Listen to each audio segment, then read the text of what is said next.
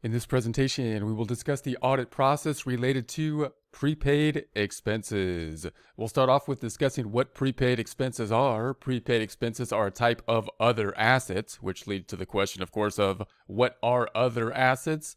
Other assets are assets that provide economic benefit under a year. When we consider prepaid expenses, what we're thinking about are those types of things where typically we have made a payment before we have received the benefit. The most common type of prepaid expense that we learned in financial accounting and would be audited for within audit is prepaid insurance. So insurance is the classic example because, of course, whenever we pay for insurance, the definition of insurance means that we're buying the insurance for something that's going to be insured in the future. Therefore, we haven't received anything at the point in time that we paid for the insurance. We're going to be receiving the benefit, the coverage against risk in the future. And typically, when we're talking about large companies, they'll be buying insurance that might be at least a year into the future. Why? Because it's typically cheaper in order to do that rather than paying on a month-to-month type basis. We need to consider, in that case, the prepaid insurance. But of course, we can't have prepaid types of any types of items where we pay for the item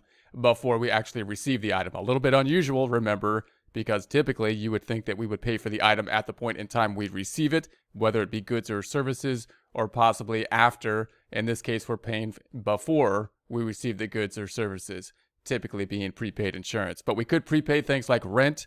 Rent's another item that we could have circumstances in which prepaying the rent would be a smart thing to do. If that was the case, then we would treat the prepayment and the audit of it in a similar fashion as we would for prepaid insurance. We could have prepaid interest as well, and similar kind of fashion there. Anything that we, of course, decide that we're going to pay before we get the goods or services. Typically, we try not to do that because most of the time the company will want to pay after because it's the time value of money.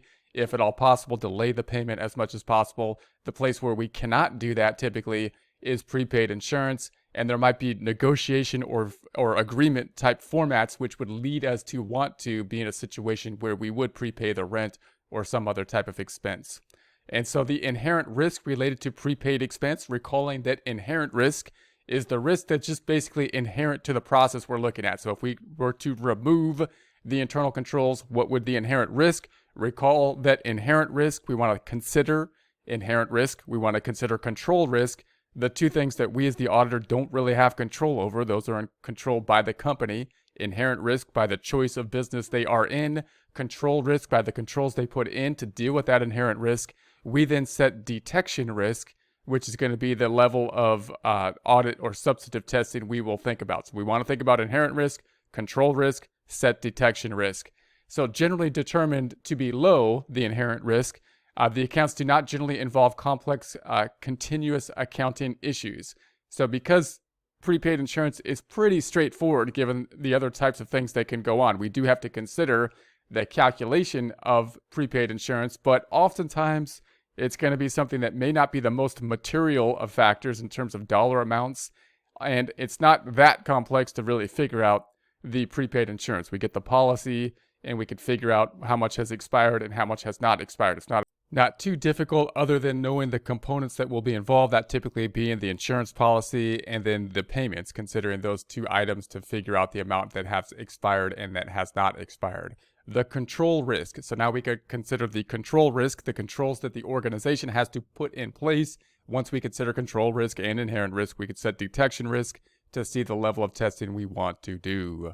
Procedures related to the purchasing process should ensure that each item is properly authorized and recorded because prepaid insurance are usually processed through the purchasing process. So when we consider, in other words, prepaid expenses, we are going through a purchase process within the prepayment process, and therefore when we audit the prepayment cycle, we should be auditing the prepaid expenses as well, the same kind of controls that are going to be in place. So this is another area, of course, as we construct the audit process, there will be overlap when we consider these different types of accounts. We need to consider where that overlap will be so that we could do the enough testing that we need, but a minimal amount of testing in order to make the audit process efficient. Then we have the substantive procedures. We're going to say related to prepaid insurance in this case. So we have the substantive procedures. We have the inherent risk, the detection risk. Then we have the inherent risk and the control risk. Then setting the detection risk. Then considering the substantive procedures, the actual testing items that we would be doing within the audit. Test of details of prepaid insurance accounts. Step 1 is to get a schedule of the prepaid insurance account. So obviously we're going to need a schedule. We're going to not want to know when the payments were going to be made. We're probably also going to need the policy. So those are the two things we're typically going to need. If we get the GL account or the trial balance, if we get the trial balance, we're going to look at prepaid. We're going to say we need the GL account now. Most of the time, the company will be posting their payments to the GL account of prepaid insurance. And then they should be, if they're a publicly traded company, doing the month-end reconciliation, and then we should just have to basically review that. So if you have questions about that, you want to go to financial accounting, think about the year-end adjusting entry. If you're talking about publicly traded companies, they should have completed the adjusting entry, which means they would be posting their items when they make the payment to insurance to prepaid expenses, an asset, not a liability. Then at the end of a time period, typically a month, they would make the adjustment to adjust the amount that has expired and the amount that has not been expired, the amount that remains in prepaid expense, the amount that is not. Now, if you're auditing a very small company or doing a review or a compilation or something like that, quite possible that they didn't do the period end adjustment, and you may actually have to look at that period end adjustment, which is basically just an adjusting entry. Or it could be possible that instead of posting the transactions to prepaid insurance, they're posting it to to insurance expense. And in that case, of course, you would just basically do the reverse of the adjusting entry. Instead of adjusting it out of prepaid insurance, you would be saying, okay, now prepaid expense is overstated. You'd have to reduce that. Again, publicly traded company, that adjusting entry you would think had been taken place, and we just need to basically test to see if it was done properly.